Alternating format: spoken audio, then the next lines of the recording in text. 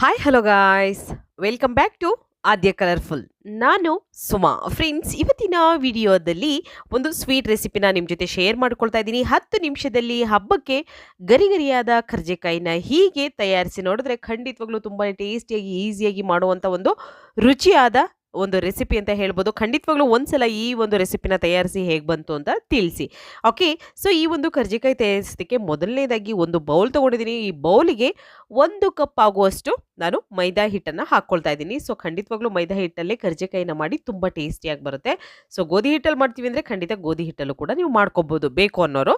ಅದಕ್ಕೆ ಅರ್ಧ ಕಪ್ ಆಗುವಷ್ಟು ಚಿರೋಟಿ ರವಾನ ಹಾಕ್ಕೊಳ್ತಾ ಇದ್ದೀನಿ. ಚಿರೋಟಿ ರವೆ ಅಂದರೆ ಸಣ್ಣ ರವೆ ಉಪಯೋಗಿಸ್ತೀವಲ್ವಾ, ಸೊ ಅದು ಆ ರವೆಯನ್ನು ಹಾಕ್ಕೊಳ್ತಾ ಇದ್ದೀನಿ. ಅರ್ಧ ಕಪ್ಪು ಚಿರೋಟಿ ರವೆ ತೊಗೊಂಡಿದ್ದೀನಿ, 1 ಕಪ್ಪು ಮೈದಾ ಹಿಟ್ಟನ್ನು ತೊಗೊಂಡಿದ್ದೀನಿ. ಸೊ ಇದಕ್ಕೆ ಒಂದು 2 ಟೇಬಲ್ ಸ್ಪೂನ್ ಆಗುವಷ್ಟು ಬಿಸಿ ಎಣ್ಣೆಯನ್ನು ಹಾಕ್ಕೊಳ್ತಾ ಇದ್ದೀನಿ. ಬಿಸಿ ಮಾಡಿ ನಂತರ ಹಾಕ್ಕೊಳ್ತಾ ಇದ್ದೀನಿ. ಇದನ್ನು ಮಿಕ್ಸ್ ಮಾಡ್ಕೊಳ್ಳೋಣ ಒಂದ್ಸಲ ನೀಟಾಗಿ. ಸೊ ಫ್ರೆಂಡ್ಸ್, ನೀವ್ಯಾರು ಫಸ್ಟ್ ಟೈಮ್ ನನ್ನ ಚಾನಲ್ಗೆ ವಿಸಿಟ್ ಮಾಡಿದರೆ ಪ್ಲೀಸ್ ನನ್ನ ಚಾನಲ್ನ ಸಬ್ಸ್ಕ್ರೈಬ್ ಮಾಡ್ಕೊಳ್ಳಿ, ಹಾಗೆ ಲೈಕ್ ಮಾಡಿ ಮತ್ತು ಹೆಚ್ಚೆಚ್ಚು ಶೇರ್ ಮಾಡಿ. ಫ್ರೆಂಡ್ಸ್, ನಾಳೆ ಗೌರಿ ಗಣೇಶ ಹಬ್ಬ ಇದೆ. ಸೊ ಖಂಡಿತವಾಗ್ಲೂ ಈ ಹಬ್ಬಕ್ಕೆ ನೀವು ಕರ್ಜಿಕಾಯಿನ ಗಣೇಶನಿಗೆ ತುಂಬ ಪ್ರಿಯವಾಗಿರುವಂಥದ್ದು. ಖಂಡಿತವಾಗ್ಲೂ ಒಂದ್ಸಲ ಹಬ್ಬಕ್ಕೆ ತಯಾರಿಸಿ ಮತ್ತು ಹೇಗೆ ಬಂತು ಅಂತ ತಪ್ಪದೆ ತಿಳಿಸಿ. ಓಕೆ, ಈಗ ನೋಡಿ ನಾನು ಮಿಕ್ಸ್ ಮಾಡ್ಕೊಂಡಿದ್ದೀನಿ ನೀಟಾಗಿ. ಇಷ್ಟಕ್ಕೆ ನಾವು ಹಾಕಿರೋವಂಥ ಎಣ್ಣೆ ಕರೆಕ್ಟಾಗಿ ಇದೆಯಾ ಇಲ್ವಾ ಅನ್ನೋದು ಈ ಥರ ಉಂಡೆ ಕಟ್ಟಿದ್ರೆ ನಮಗೆ ಕರೆಕ್ಟಾಗಿ ಬಂದರೆ ಕರೆಕ್ಟಾಗಿದೆ ಅಂತ. ಸೊ ಇಲ್ಲ ಅಂದರೆ ಇನ್ನೂ ಸ್ವಲ್ಪ ಎಣ್ಣೆ ಬೇಕಾಗುತ್ತೆ ಅನ್ನೋ ಅರ್ಥ ಅದು. ಸೊ ಈಗ ಸ್ವಲ್ಪ ಸ್ವಲ್ಪ ನೀರನ್ನು ಹಾಕ್ಕೊಳ್ತಾ ಇದ್ದೀನಿ ನಾನು. ನೋಡಿ, ನೀರು ಸ್ವಲ್ಪ ಸ್ವಲ್ಪನೇ ಹಾಕ್ಕೊಂಡು ಹಿಟ್ಟನ್ನು ಕಲಿಸ್ಕೋಬೇಕಾಗುತ್ತೆ. ನಾವು ರವೆ ಹಾಕಿರೋದ್ರಿಂದ ಸ್ವಲ್ಪ ಮೆತ್ತಗೆ, ಅಂದರೆ ಜಾಸ್ತಿ ಅಲ್ಲ, ಸ್ವಲ್ಪ ನೀರು ಜಾಸ್ತಿ ತೊಗೊಳುತ್ತೆ. ಅದಾದ ನಂತರ ಅದನ್ನು ರೆಸ್ಟಿಗೆ ಇರ್ತೀವಲ್ಲ, ಸೊ ಅದು ಒಂದು ಹದಕ್ಕೆ ಬರುತ್ತೆ ಫ್ರೆಂಡ್ಸ್. ಓಕೆ, ನೋಡಿ ಈ ರೀತಿ ನಾನು ಹಿಟ್ಟನ್ನು ಕಲಿಸ್ಕೊಳ್ತಿದ್ದೀನಿ. ನೋಡಿ ಎಷ್ಟು ಮೆತ್ತಗಿದೆ ಅಂತ, ನೋಡಿ ಇಷ್ಟು ಇರಬೇಕು.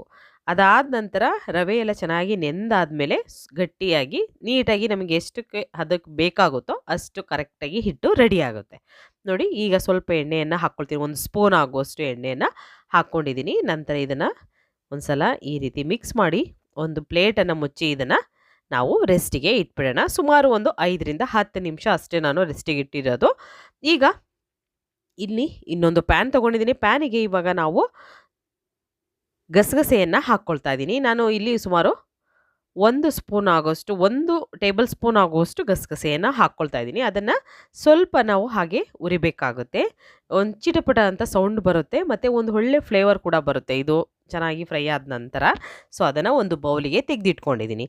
ಹಾಗೆ ಈಗ ಅದೇ ಪ್ಯಾನಿಗೆ ನಾನು ಮತ್ತೆ 1 ಕಪ್ ಆಗುವಷ್ಟು ಬೆಲ್ಲವನ್ನು ಹಾಕ್ಕೊಳ್ತಾ ಇದ್ದೀನಿ. ಸೊ ಸ್ವೀಟು ನಿಮಗೆ ಇನ್ನೂ ಕಮ್ಮಿ ಬೇಕು ಅಂದರೆ ಖಂಡಿತ ನೀವು ಇನ್ನೂ ಸ್ವಲ್ಪ 1/4 ಕಪ್ ಆಗುವಷ್ಟು ಬೆಲ್ಲನ ಹಾಕ್ಕೊಳ್ಬೋದು ಫ್ರೆಂಡ್ಸ್, ಏನು ತೊಂದರೆ ಇಲ್ಲ. ನಂತರ ಅದಕ್ಕೆ 1 ಕಪ್ ಆಗುವಷ್ಟು ನೀರನ್ನು ಕೂಡ ಹಾಕ್ಕೊಂಡಿದ್ದೀನಿ ಪಾಕ ಮಾಡೋದಕ್ಕೆ. ಪಾಕ ನಾನು ಜಸ್ಟ್ ಅದನ್ನು ಬೆಲ್ಲವನ್ನು ಕರಗಿಸೋದಕ್ಕೆ. ಈಗ ಬೆಲ್ಲ ಕರಗಿರೋದನ್ನು ಒಂದು ಪ್ಯಾನಿಗೆ ಸೋಸ್ಕೊಳ್ತಾ ಇದ್ದೀನಿ. ನೋಡ್ಬೋದು ನೀವು, ಇದಕ್ಕೆ ಸೋಸ್ಕೊಂಡಿದ್ದೀನಿ. ಸೋಸಿದ ನಂತರ ಇವಾಗ ಇದನ್ನು ಚೆನ್ನಾಗಿ ಬಾಯ್ಲ್ ಆಗೋದಕ್ಕೆ ಬಿಡಬೇಕು. ನಾವು ಚೆನ್ನಾಗಿ ಇದು ಕುದಿ ಬರಬೇಕು ನಮಗೆ. ಓಕೆ, ನಾವಿಲ್ಲಿ ಅಂಟು ಪಾಕವನ್ನು ಮಾಡ್ಕೋಬೇಕಾಗುತ್ತೆ. ಒಂದು ಸ್ವಲ್ಪ ಅಂಟು ಬರ್ತಾ ಇರಬೇಕು, ಅಲ್ಲಿವರೆಗೂ ಇದನ್ನು ಚೆನ್ನಾಗಿ ನಾವು ಕುದಿಸ್ಕೊಳ್ಳೋಣ. ಸೊ ತುಂಬಾ ಟೇಸ್ಟಿಯಾಗಿ ಆಗುತ್ತೆ ಫ್ರೆಂಡ್ಸ್. ಸಾಂಪ್ರದಾಯಿಕವಾಗಿ ಮಾಡುವಂಥ ರುಚಿಯಾದ ಇದು ಕರಿಕಡುಬು ಅಂತ ಹೇಳ್ಬೋದು, ಕರಿದ ಕಡುಬು ಅಂತ ಇದು. ಸೊ ಖಂಡಿತವಾಗ್ಲೂ ನೀವು ಈ ಕರಿದ ಕಡುಬುನ ನಂತರ ಎಲ್ಲರೂ ಕೂಡ ಕರ್ಜಿಕಾಯಿ ಮಾಡಿಕೊಂಡ್ರು ತುಂಬ ಟೇಸ್ಟಿ ಇರುತ್ತೆ. ಮಾಡೋವಂಥ ವಿಧಾನ ತುಂಬಾ ಡಿಫ್ರೆಂಟ್ ಇರುತ್ತೆ. ಖಂಡಿತವಾಗ್ಲೂ ಈ ರೀತಿಯಲ್ಲೂ ನೀವು ದಿಢೀರಾಗಿ ಈ ರುಚಿಯಾಗಿರುವಂಥ ಒಂದು ಕರ್ಜಿಕಾಯಿಯನ್ನು ತಯಾರಿಸಿ ಫ್ರೆಂಡ್ಸ್. ಓಕೆ, ಈಗ ನೋಡಿ ಇಲ್ಲಿ ಪಾಕ ಒಂದು ಹದಕ್ಕೆ ಬಂದಿದೆ.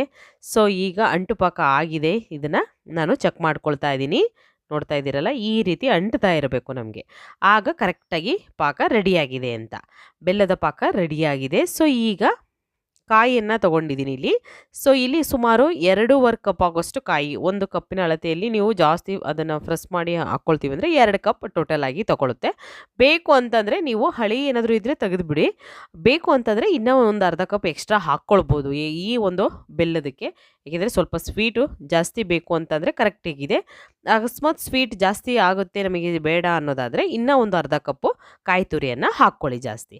ನಾನಿಲ್ಲಿ ಫ್ರೆಶ್ ಕಾಯಿ ತುರಿಯನ್ನು ಹಾಕ್ಕೊಳ್ತಾ ಇದ್ದೀನಿ. ಇದನ್ನು ಬೇಕು ಅಂದರೆ ಕೊಬ್ಬರಿಯಲ್ಲೂ ಕೂಡ ನೀವು ಮಾಡ್ಕೋಬೋದು, ಅಥವಾ ಡಿಸಿಕೇಟೆಡ್ ಕೋಕೋನಟ್ ಪೌಡರ್ ಇರುತ್ತಲ್ಲ, ಸೊ ಅದರಲ್ಲೂ ಕೂಡ ಈ ಒಂದು ಕರ್ಜಿಕಾಯಿಯನ್ನು ತಯಾರಿಸ್ಕೋಬೋದು. ಕೊಬ್ಬರಿ ಇದ್ದರೆ ಅದು ಕೂಡ ತುಂಬ ಟೇಸ್ಟಿಯಾಗಿರುತ್ತೆ. ಸೊ ಇದೇ ರೀತಿ ಮಾಡ್ಬೋದು ಕೊಬ್ಬರಿಯಲ್ಲೂ, ಅಥವಾ ಬೇರೆ ಪ್ರೊಸೀಜರ್ ಬೇಕು ಅಂದರೂ ಖಂಡಿತ ಆ ರೀತಿಯಲ್ಲೂ ಕೂಡ ಮಾಡ್ಕೋಬೋದು. ನಾನು ಕೆಲವೊಂದು ಕರ್ಜಿಕಾಯಿ ಮತ್ತು ಮೋದಕ ಮಾಡುವಂಥ ರೆಸಿಪಿಗಳನ್ನು ಶೇರ್ ಮಾಡಿದ್ದೀನಿ, ಮತ್ತು ಕಡುಬು ಮಾಡುವಂಥ ರೆಸಿಪಿಗಳನ್ನು ಶೇರ್ ಮಾಡಿದ್ದೀನಿ.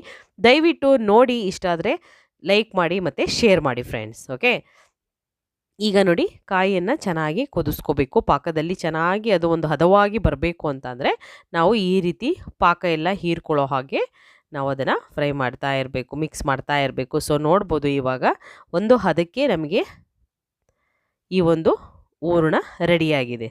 ನೋಡ್ತಾ ಇದ್ದೀರಲ್ಲ, ಈಗ ಪಾಕ ಎಲ್ಲ ಅದು ಹೀರ್ಕೊಂಡಿದೆ. ನೋಡ್ಬೋದು ಸ್ವಲ್ಪನೂ ಪಾಕ ನಿಮಗೆ ಕಾಣ್ತಾ ಇಲ್ಲ. ಈಗ ಇದಕ್ಕೆ ನಾವು ಫ್ರೈ ಮಾಡಿರುವಂಥ ಹುರಿದಿರುವಂತಹ ಗಸಗಸೆ ಇದೆಯಲ್ಲ, ಸೊ ಆ ಗಸಗಸೆಯನ್ನು ಹಾಕಿ ನೀಟಾಗಿ ಮಿಕ್ಸ್ ಮಾಡ್ಕೊಳ್ತಿದ್ದೀನಿ. ಸೊ ಫ್ರೆಂಡ್ಸ್, ಇದಕ್ಕೆ ಡ್ರೈ ಫ್ರೂಟ್ಸ್ ಬೇಕು ಅಂದರೂ ಕೂಡ ನೀವು ಆ್ಯಡ್ ಮಾಡ್ಕೋಬೋದು, ಅಥವಾ ಕಡಲೆ ಬೀಜ ಪೌಡರ್ನು ಹಾಕ್ಕೊಳ್ತೀವಿ ಅಂದರೂ ಕೂಡ ಆ್ಯಡ್ ಮಾಡ್ಬೋದು, ಅಥವಾ ನೀವು ಎಳ್ಳನ್ನು ಕೂಡ ಅದನ್ನು ಫ್ರೈ ಮಾಡಿ ಅದನ್ನು ಕೂಡ ಪೌಡರ್ ಮಾಡಿ ಹಾಕ್ಕೊಳ್ಬೋದು. ಓಕೆ, ಸೊ ನಾನು ಬರೀ ಕಾಯಿಯಲ್ಲೇ ಮಾಡಿ ನಿಮಗೆ ತೋರಿಸ್ತಾ ಇದ್ದೀನಿ. ಟೇಸ್ಟು ಬೇರೆ ಬೇರೆ ಡಿಫ್ರೆಂಟಾಗಿ ಬರುತ್ತೆ. ಸೊ ಈ ಒಂದು ವಿಧಾನದಲ್ಲಿ ತಯಾರಿಸ್ಬೋದು. ಬೇಗ ಆಗುವಂತಹದ್ದು, ತುಂಬಾ ಈಸಿಯಾಗಿ ಟೇಸ್ಟಿಯಾಗಿ 10 ನಿಮಿಷದಲ್ಲಿ ನೀವು ಹಬ್ಬಕ್ಕೆ ಗರಿಗರಿಯಾದ ಕರ್ಜಿಕಾಯಿನ ಹೀಗೆ ತಯಾರಿಸಿ ನೋಡಿ ಫ್ರೆಂಡ್ಸ್. ಮತ್ತೆ ಮತ್ತೆ ತಿನ್ನಬೇಕು ಅನಿಸುತ್ತೆ, ಅಷ್ಟು ಟೇಸ್ಟಿಯಾಗಿರುತ್ತೆ. ಈಗ ನೋಡಿ ಹೂರಣ ರೆಡಿಯಾಗಿದೆ, ಒಂದು ಸೈಡ್ ತೆಗೆದಿಟ್ಕೊಂಡಿದ್ದೀನಿ. ಹಿಟ್ಟನ್ನು ಕೂಡ ಈಗ ನಾನು ತೊಗೊಳ್ತಾ ಇದ್ದೀನಿ. ನೋಡಿ, ಇಷ್ಟು ಹಿಟ್ಟನ್ನು ತೊಗೊಂಡ್ರೆ ಸಾಕಾಗುತ್ತೆ. ನೋಡ್ತಾ ಇದ್ದೀರಲ್ಲ, ಹೀಗೆ ಹಿಟ್ಟನ್ನು ನಾನು ಫಸ್ಟು ರೆಡಿ ಮಾಡ್ಕೊಂಡಿದ್ದೀನಿ. ಈಗ ಇಲ್ಲಿ ಹೂರಣವನ್ನು ಸ್ವಲ್ಪ ತಣ್ಣಗಾಗೋದಕ್ಕೆ ಬಿಡಬೇಕು. ಬಿಸಿ ಇದ್ದಾಗಲೇ ಪ್ಲೀಸ್ ಮುಟ್ಟಕ್ಕೆ ಹೋಗಬೇಡಿ. ಸ್ವಲ್ಪ ತಣ್ಣಗಾದ ನಂತರ ಇದನ್ನು ಉಂಡೆಗಳನ್ನಾಗಿ ನಾವು ಮಾಡ್ಕೊಳ್ಳೋಣ. ಈ ರೀತಿಯಾಗಿ ಮಾಡ್ಕೋಬೇಕು. ಸೊ ನೋಡ್ತಾ ಇದ್ದೀರಲ್ಲ, ಈ ರೀತಿ ನಾನು ಮಾಡಿಕೊಂಡು ಇಟ್ಕೊಂಡಿದ್ದೀನಿ. ರೌಂಡ್ ಉಂಡೆ ಬೇಡ ನಮಗೆ. ಸೊ ನಾವು ಕರ್ಜಿಕಾಯಿ ಮಾಡ್ತಾ ಇರೋದು. ಮೋದಕ ಮಾಡೋದಾದರೆ ರೌಂಡಾಗಿ ಉಂಡೆಗಳನ್ನು ಸಣ್ಣ ಸಣ್ಣದಾಗಿ ಮಾಡಿ ನೀವು ಇಟ್ಕೋಬೋದು ಫಸ್ಟೇ. ಈ ರೀತಿ ಎಲ್ಲದನ್ನು ಕೂಡ ರೆಡಿ ಮಾಡಿ ಇಟ್ಕೊಳ್ಳೋಣ. ಸೊ ಈಗ ನಾವು ಫಸ್ಟಿಗೆ ಸ್ವಲ್ಪ ಒತ್ತೋ ಮಣೆ ತೊಗೊಂಡಿದ್ದೀನಿ. ಇದಕ್ಕೆ ಸ್ವಲ್ಪ ಎಣ್ಣೆಯನ್ನು ನಾನು ಹಚ್ಚಿ ನಂತರ ಈಗ ಲಟ್ಟಿಸ್ಕೊಳ್ತೀನಿ. ಹಿಟ್ಟನ್ನು ಲಟ್ಟಿಸ್ಕೊಳ್ಳೋಣ. ಜಾಸ್ತಿ ತೆಳ್ಳಗೂ ಬೇಡ, ಹಾಗೆ ಜಾಸ್ತಿ ದಪ್ಪ ಕೂಡ ಬೇಡ. ನೋಡಿ, ಈ ರೀತಿ ಲಟ್ಟಿಸ್ಕೊಂಡ ನಂತರ ಈಗ ನಾವು ಕರ್ಜಿಕಾಯಿ ಮಾಡುವಂಥ ಮಿಷನ್ ಇಲ್ದಲೇ ಹಾಗೇ ಮಾಡ್ಕೋಬೋದು. ಕರ್ಜಿಕಾಯಿ ಒತ್ತೋ ಫ್ರೆಸ್ಸಿಂಗ್ ಇರುತ್ತಲ್ಲ, ಸೊ ಅದು ಇಲ್ದಲೇ ಹಾಗೇ ನಾವು ಕರ್ಜಿಕಾಯಿನ ತಯಾರಿಸ್ಕೋಬೋದು. ಸೊ ಅದು ಹೇಗೆ ತಯಾರಿಸೋದು ಅಂತ ಈಗ ತೋರಿಸ್ತಾ ಇದ್ದೀನಿ. ನೋಡ್ಬೋದು, ಈ ರೀತಿ ನಾವು ಲಟ್ಟಿಸಿದ ನಂತರ ಮಧ್ಯದಲ್ಲಿ ಹೂರಣವನ್ನು ಇಟ್ಟು, ಬೇಕು ಅಂತಂದರೆ ನೋಡಿ ಈ ಥರ ನೀವು ಡಿಸೈನ್ ಮಾಡ್ಕೋಬೋದು, ಅಥವಾ ಒಂದು ಕಡ್ಡಿ ಇದ್ದರೆ ಕಡ್ಡಿಯಲ್ಲೂ ಕೂಡ ಮಾಡ್ಕೋಬೋದು, ಏನು ತೊಂದರೆ ಇಲ್ಲ. ಡಿಸೈನ್ ಏನು ಬೇಡ ಅನ್ನೋದಾದರೆ ಪ್ಲೈನಲ್ಲೇ ನೀವು ಹಾಗೆ ಎಣ್ಣೆಯಲ್ಲಿ ಕರಿಬೋದು, ಏನು ತೊಂದರೆ ಇಲ್ಲ ಫ್ರೆಂಡ್ಸ್. ಓಕೆ, ಸೊ ಮತ್ತೆ ಇನ್ನೊಂದು ವಿಧಾನವನ್ನು ತಿಳಿಸ್ಕೊಡ್ತಾ ಇದ್ದೀನಿ. ಟೋಟಲಾಗಿ 2 ವಿಧಾನ ನಾನು ಕರ್ಜಿಕಾಯಿ ಮಾಡುವಂಥದ್ದನ್ನು ತಿಳಿಸ್ಕೊಡ್ತಾ ಇದ್ದೀನಿ. ಸೊ ಈಗ ನೋಡಿ, ಫ್ರೆಸ್ಸಿಂಗ್ ಇದೆಯಲ್ಲ, ಈ ಫ್ರೆಸ್ಸಿಂಗಲ್ಲಿ ನಾನು ಹಿಂಗೆ ಈಗ ಹಿಟ್ಟನ್ನು ತೆಗೆದಿಟ್ಕೊಂಡಿದ್ದೀನಿ. ಈ ರೀತಿ ಹೀಗೆ ಕರ್ಜಿಕಾಯಿ ಮಾಡೋವಂಥದ್ದು ಇರುತ್ತಲ್ವ, ಇದ್ದರೆ ಉಪಯೋಗಿಸಿ, ಇಲ್ಲ ಅಂತಂದರೆ ಹಾಗೆ ಮಾಡ್ಕೋಬೋದು. ಹೂರಣವನ್ನು ಇಟ್ಟು ಇದನ್ನು ಫ್ರೆಸ್ ಮಾಡಿದರೆ ಆಯಿತು. ಕರ್ಜಿಕಾಯಿ ನಮಗೆ ಶೇಪಲ್ಲಿ ಡಿಸೈನಾಗಿ ನೀಟಾಗಿ ರೆಡಿ ಆಗುತ್ತೆ. ನೋಡಿ, ಈ ರೀತಿಯಾಗಿ ನಮಗೆ ಹಿಟ್ಟು ಮತ್ತು ಕರ್ಜಿಕಾಯಿ ಎಲ್ಲ ಟೋಟಲಾಗಿ ಎಷ್ಟು ನೀಟಾಗಿ ಬಂದಿದೆ ನೋಡಿ. ಈ ರೀತಿಯಾಗಿ ಕೂಡ ನೀವು ತಯಾರಿಸ್ಕೋಬೋದು. ಸೊ ಕಾಯೋದಕ್ಕೆ ಆಲ್ರೆಡಿ ಎಣ್ಣೆ ಇಟ್ಟಿದ್ದೆ. ನಾನು ಇವಾಗ ತಯಾರಿಸಿರುವಂಥ ಕರ್ಜಿಕಾಯಿಗಳನ್ನು ಎಣ್ಣೆಯಲ್ಲಿ ಹಾಕ್ಕೊಳ್ತಾ ಇದ್ದೀನಿ. ಸೊ ಮೀಡಿಯಮಾಗಿ ಎಣ್ಣೆ ಕಾದಿರಬೇಕು, ಹೈ ಫ್ಲೇಮ್ ಮಾಡಬಾರ್ದು, ಮತ್ತು ಜಾಸ್ತಿ ಬಿಸಿನೂ ಆಗಿರಬಾರ್ದು. ಆಗ ಕಲರ್ ಕೂಡ ಬೇಗ ಚೇಂಜ್ ಆಗುತ್ತೆ, ಆವಾಗ ಚೆನ್ನಾಗಿ ಬರೋದಿಲ್ಲ ಅಷ್ಟು. ಹಾಗಾಗಿ ನಾವು ಮೀಡಿಯಮಾಗಿ ಎಣ್ಣೆ ಕಾದಾಗ ನಾವು ಕರ್ಜಿಕಾಯಿಯನ್ನು ಎಣ್ಣೆಯಲ್ಲಿ ಫ್ರೈ ಮಾಡ್ಕೋಬೇಕು. ಓಕೆ, ಈಗ ನೋಡಿ ಸ್ವಲ್ಪ ಕಲರ್ ಚೇಂಜ್ ಆಗೋವರೆಗೂ ನಾವು 2 ಸೈಡ್ ಕೂಡ ಇದನ್ನು ಫ್ರೈ ಮಾಡ್ಕೊಳ್ಳೋಣ.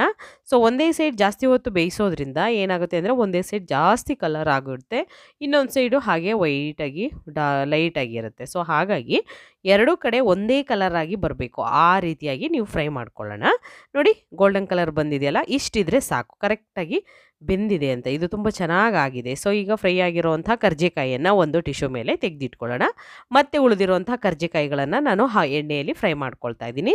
ನೋಡಿದ್ರಲ್ಲ ಫ್ರೆಂಡ್ಸ್, ತುಂಬಾ ಈಸಿಯಾಗಿ ಟೇಸ್ಟಿಯಾಗಿ ಮನೆಯಲ್ಲಿ ರುಚಿಯಾಗಿರುವಂತಹ ಒಂದು ಕರ್ಜಿಕಾಯಿಯನ್ನು ತಯಾರಿಸೋ ವಿಧಾನವನ್ನು ತಿಳಿಸ್ಕೊಟ್ಟಿದ್ದೀನಿ. ಖಂಡಿತವಾಗ್ಲೂ ನೀವು ಮನೆಯಲ್ಲಿ ಈ ಹಬ್ಬಕ್ಕೆ ತಯಾರಿಸಿ ಹೇಗೆ ಬಂತು ಅಂತ ತಿಳಿಸ್ತೀರಾ ಅಂತ ಭಾವಿಸ್ತೀನಿ. ವಿಡಿಯೋ ಸ್ವಲ್ಪನಾದರೂ ಇಷ್ಟ ಆಗಿದ್ದರೆ ಚಾನಲ್ನ ಸಬ್ಸ್ಕ್ರೈಬ್ ಮಾಡ್ಕೊಳ್ಳಿ, ಲೈಕ್ ಮಾಡಿ, ಶೇರ್ ಮಾಡಿ. ಇವತ್ತಿನ ವಿಡಿಯೋನ ಇಲ್ಲಿಗೆ ಮುಗಿಸ್ತಾ ಇದ್ದೀನಿ. ಬಾಯ್, ಸಿ ಯು, ಟೇಕ್ ಕೇರ್.